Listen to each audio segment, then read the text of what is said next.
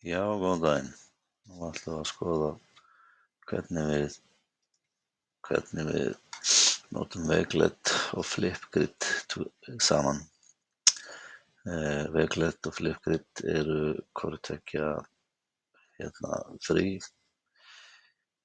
og tala bæði við Google og Microsoft og það er hægt að gera mjög skemmtilega hluti með að tengja þessa gaura saman. Wakelet er svona plattform þar sem hægt er að raða upp og setja inn fullt af hlutum, förum betur yfir það. Flipgrid er til þess að taka upp stutt vídeó, allt frá 3 sekúndum upp í 10 mínútur.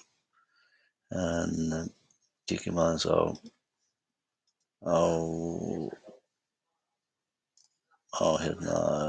Wakelet og hvað það gerir.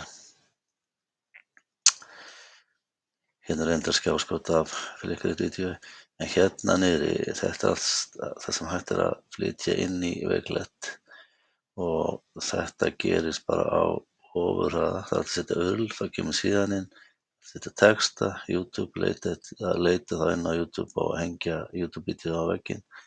Twitter er hægt að vera með og velja hvaða tweet koma inn á, bookmark, myndir, uploada PDF-skjöl og þetta er mjög gott. Það er hægt að collaborata, sem sagt það geta margir verið inn á sama í einu. Svo er líka hægt að hafa þetta bara einstaklings, þannig að það steinliggur í til dæmis að búa til fréttablað